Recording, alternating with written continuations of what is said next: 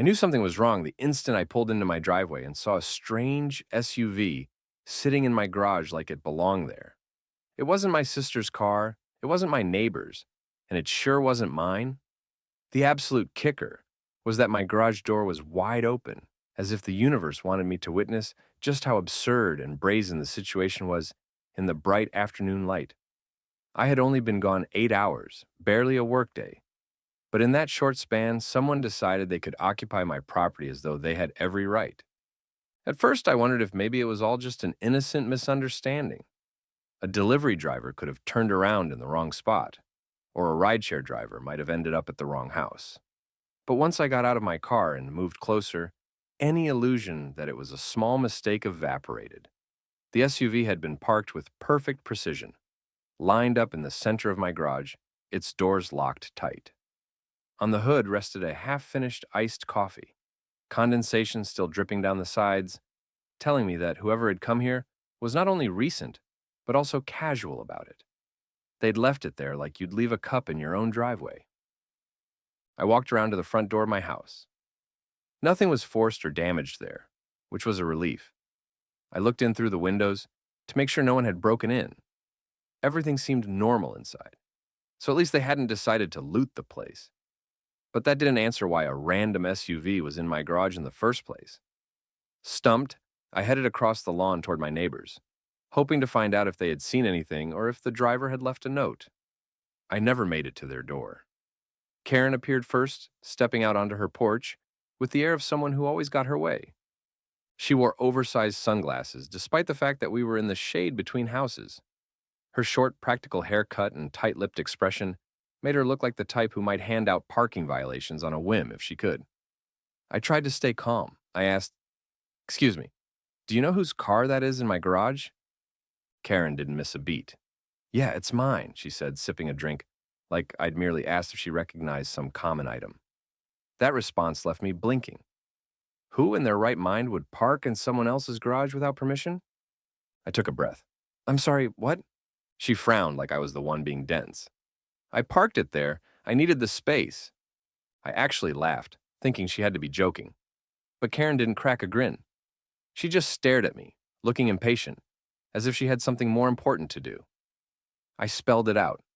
"So, you just parked in my garage?" It felt surreal even to say it. She responded with a dismissive scoff. "It was empty, wasn't it? What's the big deal? You weren't even using it." That single line practically made my blood pressure spike. "Karen, this is my property," I said, struggling not to yell. "It's called trespassing if you just decide to leave your car here. You need to move it right now." She rolled her eyes in a way that suggested she had never, ever considered she might be in the wrong. "I will, but not at this second. I have to run errands first. Maybe I'll get around to it later." "Later?" I echoed, trying to keep from laughing at the audacity. "No, you'll do it now. I want my garage back." She sighed heavily, the way a parent might if a child was nagging them over something trivial. "I can't. I'm going out with some friends, and I don't have time to rearrange my car. Just be a good neighbor and let it be." And with that, Karen turned and walked back into her house, leaving me standing there. I stared at her closed door, trying to process the conversation. I'd encountered arrogant people before, but she was operating on an entirely different level. My immediate impulse was to call the police, or a towing service, or something along those lines. But then I remembered the smug little dismissive wave she'd given me. The way she said, "Just let it be," as if I had no say about my own garage. A pettier side of me came out at that. If she was so keen on claiming the space, I'd let her enjoy it in a way she wouldn't forget. I went back into my house, rummaged for my garage remote, and sealed the garage door from the inside. I also locked the side door with its sturdy deadbolt, double-checking that there was no way to open it from outside or inside without the proper key or the remote. Then, I packed a small suitcase, hopped in my car, and left for a week-long trip I'd planned. In truth, I was supposed to leave the next day, but I decided to accelerate the plan. The idea that Karen's SUV would be stuck in there, with her forced to figure out how to remove it, was too satisfying to pass up. What I did not realize was that Karen, for some inexplicable reason, decided to step back into my garage after I'd gone inside. Maybe she was getting something out of her glove box. Or maybe she was just being nosy. Either way, she ended up inside when I locked it all up, presumably thinking she had free access. So by the time I was halfway down the highway en route to a beach resort, Karen discovered that she was well and truly stuck in my garage with no simple exit. From my perspective, I imagined she'd come back at some point, find the locked door, and be forced to call a tow truck or the police. I never dreamed she was physically in there. Meanwhile, back in the neighborhood, no one knew where Karen had gone. Her husband Greg noticed she was missing, but figured she was off on another one of her shopping sprees or extended spa visits. Karen had a reputation for going off the grid whenever she felt like it. Her best friend Susan asked around a bit, but didn't get far. And of course, I was blissfully unaware of the real drama unfolding in my locked garage. Karen realized her predicament shortly after I'd left. She must have tried the door, found it sealed, and probably expected me to be nearby. She banged on the inside, but I was gone. The walls were thick enough that any noise she made wouldn't carry well into the street. She tried opening the garage door from the inside, but it was an electric mechanism that needed a remote. She had none, and I'd turned off the interior manual override. She pounded harder, maybe yelled for help. If any neighbors heard muffled thumps, they must have ignored it. At first, Karen probably assumed she'd only be stuck for a little while, maybe an hour or so. She had her SUV, presumably with a bit of gas, but running the engine in an enclosed space was dangerous, so that wasn't a real solution. She searched for her phone signal. Between the thick walls, the location, and a random patch of poor reception, she got nothing. She tried hooking up her phone to the car's charger, but with no signal, any calls or messages wouldn't help. And with her phone's battery draining as she fiddled with it, that solution grew weaker by the minute. Day one likely saw her pacing back and forth, banging on the walls every 10 minutes, expecting someone to walk by or hear her. She shouted, hammered the door with her fists, and maybe tried to pry open the side door, but the deadbolt was strong. She discovered her meager supplies, a half-finished iced coffee by now warm, and a few random snacks in her purse. Perhaps she had an old protein bar or a bag of chips stashed in the glove box. But as the hours crawled on and no rescue came, panic must have set in. In my absence, the neighborhood carried on as usual.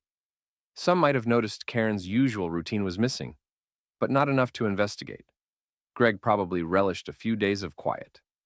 By the end of the first night, Karen was forced to sleep in her SUV, folding the seats back or maybe curling up in the driver's seat. The garage was stuffy, with no fan or ventilation beyond a small doggy door. She might have tried to open a window, but unless she smashed the glass or something, she was stuck.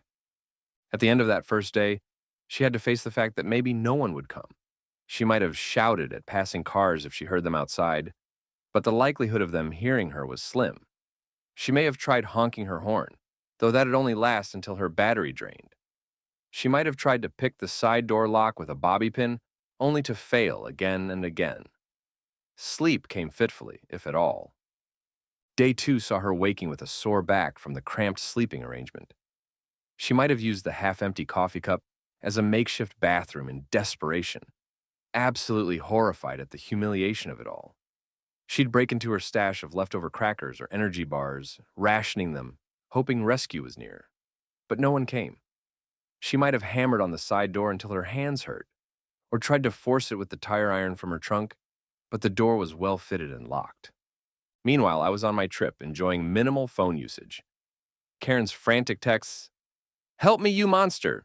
You locked me in, let me out!" sat in my phone's inbox, unread for a while. Once I saw them, I realized what had happened, but I wasn't in a hurry to fix it. She'd insulted me, called me a monster, demanded I drop everything. My pettiness reared its head again. She had told me I had no right to ask her to move, so maybe she could see how that attitude worked out. Not that I wanted her to starve or anything, but it was her own doing. Or so I rationalized. I still didn't know she was physically in my garage. I assumed she meant her car was locked in, not that she was. By day three, Karen must have gone through every emotion possible. Rage, bargaining, crying. She tried pounding the walls at night, which probably only sounded like distant thumps to any neighbors. She might have tried to break the doggy door open, but it was a small flap for a medium-sized dog at best. She probably tried to wedge herself through, only to get stuck.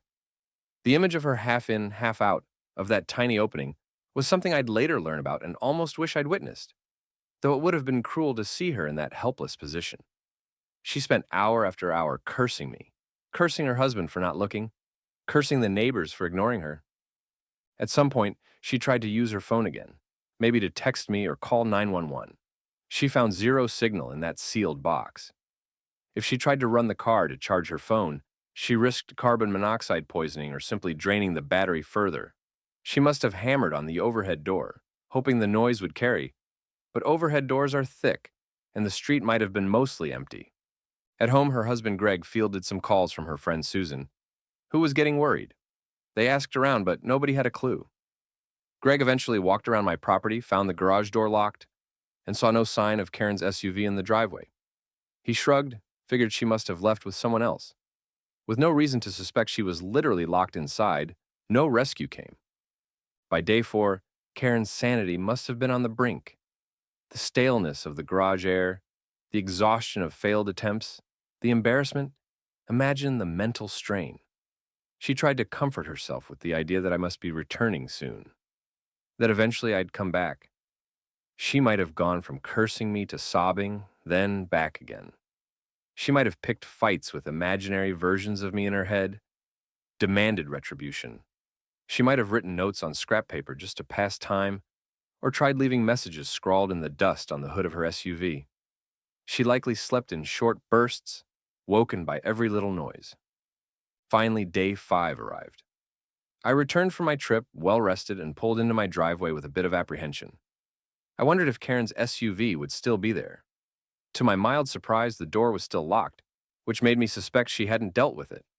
I pressed the remote, and the door rumbled upwards. The sight that met me was unexpected.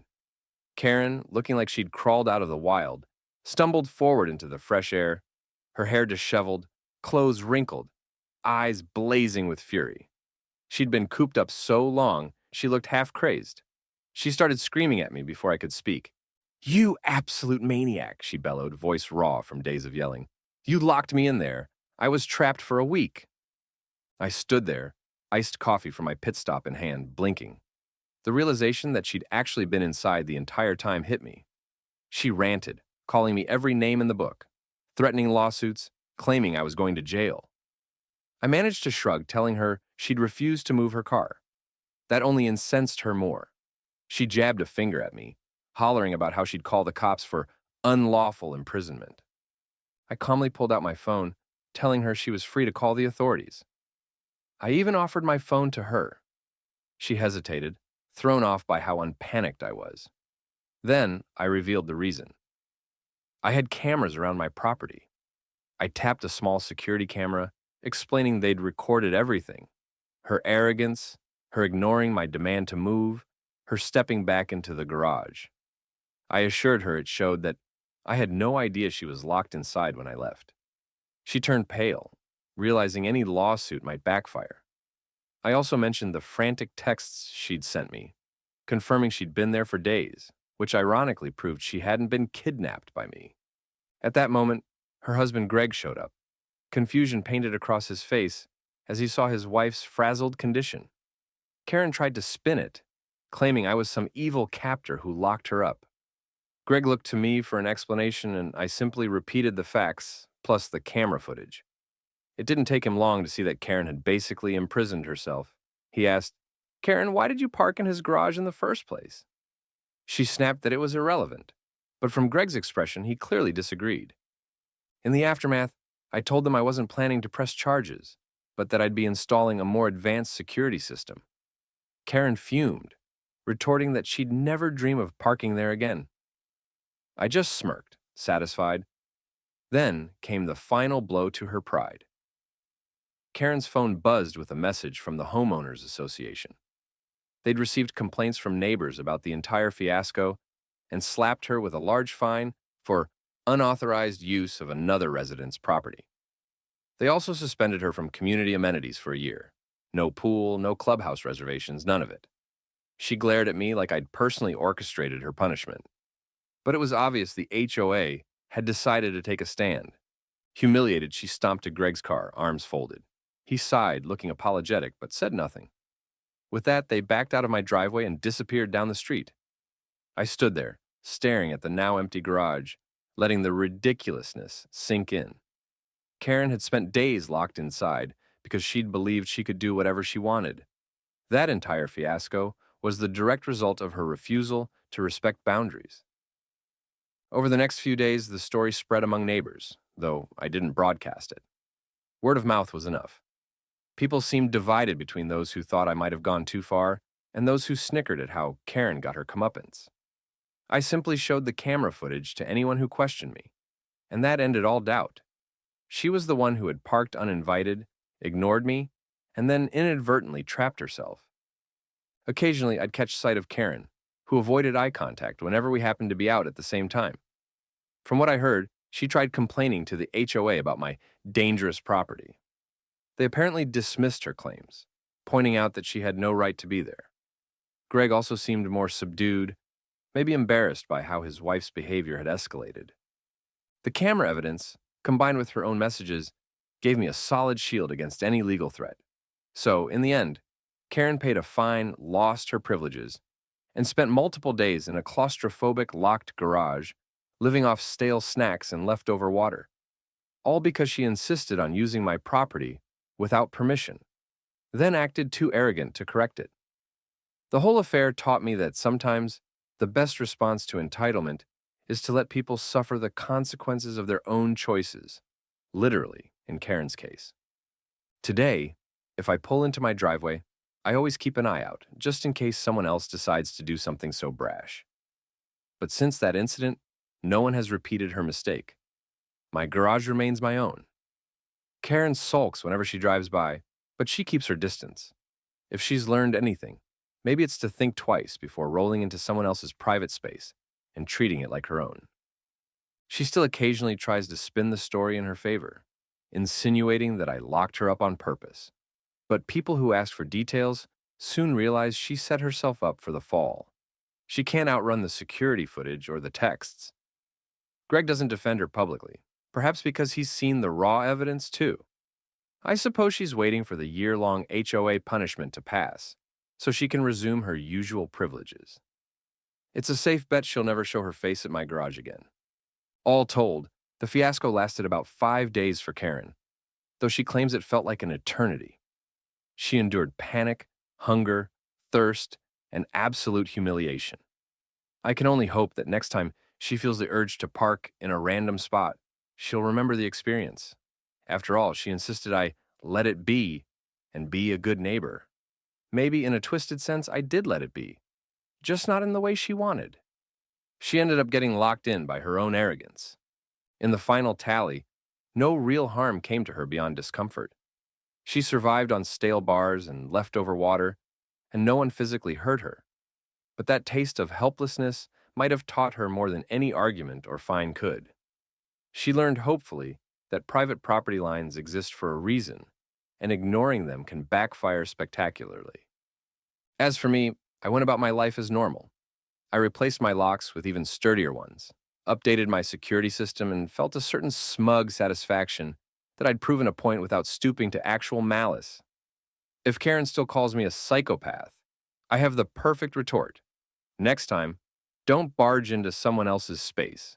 Then, there won't be any risk of getting stuck for days. Some might call me petty for not rushing to free her. Perhaps I am. But I see it as a lesson in respecting boundaries, one that might just ripple through the rest of the neighborhood. People talk, and maybe the next time a local busybody thinks about commandeering property that isn't theirs, they'll remember how Karen spent nearly a week locked up, facing her own hubris. I doubt she'll ever forget it. That alone makes the entire drama worth it in my eyes.